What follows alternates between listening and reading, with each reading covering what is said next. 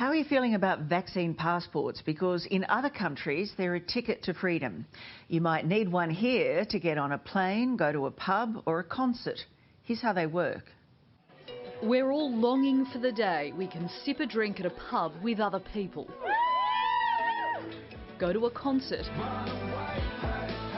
Or watch our favourite team play before roaring crowds. Travel, footy, just to go back to a normal life, I guess. But even when that day comes, it'll be different. But this is our new reality. I think everyone's just got to get their head around it. I think vaccine passports are a way out because it gives hope. If we ever want to enjoy live sport, music, theatres or restaurants again, vaccine passports seem inevitable. We built an app based on the little yellow book that the World Health Organisation's been issuing for 50 years.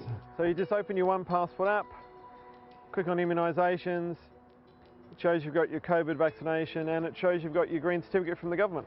And you show that to the person at the entrance in order to get into the pub. That's right, and they don't save the data, it's just proving you've got the vaccination so you can enter. So from a privacy point of view, they don't actually retain anything. Entrepreneur Michael Ma, CEO of OnePassport, has created the modern-day yellow book in the form of an app. So I click on there and it actually shows me all of my vaccination and test history. So I've got all my COVID tests I had to do over the last year. And then you've got your dose 1 of the vaccine. Yep, and so dose 1. So who's actually verifying this though? Like what's stopping me from entering into the app that I've been vaccinated when I really haven't? You know, just so I can get into a pub or a sport game. So what you'll need to show is the actual certificate that comes from the government. Which is this green one that you pull from the government website and put into the app. Correct. Got you. Is the app free? Yes. I worked in the hotel quarantine sector, so I'm all for it, and if it means it keeps us safe. All my family lives in America and all of them have had COVID. Some of them have got really sick and almost died. And it could prove to be a big incentive, as it has in other countries like France, where millions subsequently got the jab. Over 30,000 Australians are already using this app, many who work in healthcare and need to show they're immunised. The circumstances or the situations that people need to use them in are so diverse. It might be I need to connect it to a travel system to be able to fly internationally or domestically, or go to a live sporting match. Deciding exactly what privileges should come with a vaccine passport is an absolute minefield. But safe to say, for most Australians, right now going to the pub is the least of their worries. Many of us haven't seen loved ones in months. And one idea that's now being thrown around is an exemption from state border closures. From the government's perspective, it's a carrot worth dangling.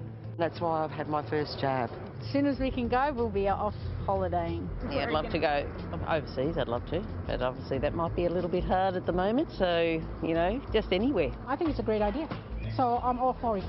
And I think it should be made compulsory, certainly for certain workplaces. If you get vaccinated right now, you don't get anything extra. You just get it and you're still in lockdown. Fred Shabester is the founder of Finder, offering perks of his own to vaxxed Aussies in the form of Bitcoin. The challenge is you're backing humans into a corner, and when you back a human into a corner, they're going to fight.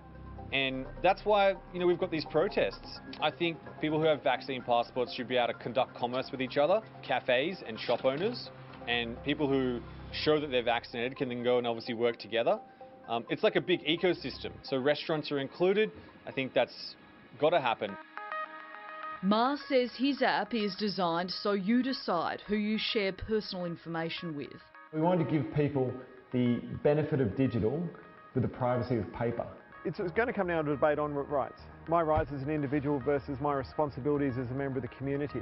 I don't know that the guy I'm sitting next to at the pub hasn't got an immunocompromised mother, for example. It is legal. So constitutionally speaking, there isn't too much to keep the states from doing something like a vaccine passport. The Commonwealth government, the federal government, has a few more limitations. Associate Professor Ron Levy from ANU's College of Law says the concept may need more time here in Australia. Around November, or just before November, we're going to be wanting to think about whether the trajectory is showing that we're going to reach a level where we can open up our economy and our lives and get back to some normalcy. If that doesn't look like it's happening, I think that the case for a vaccine passport is going to be much stronger. So this is essentially something that's a bit of an inconvenience, but something that if you want to go into the pub in this day and age, you just have to do it. Correct. like showing that you're over 18 years of age. Correct. Unfortunately, you and I probably haven't got that problem anymore. No one's asked me for a while. No. Well, this is our new one, isn't it? That's right. Now, you probably picked up in that story there was some non-mask wearing. Parts of that story were shot before the recent mask orders. The sooner we are all vaccinated, the better.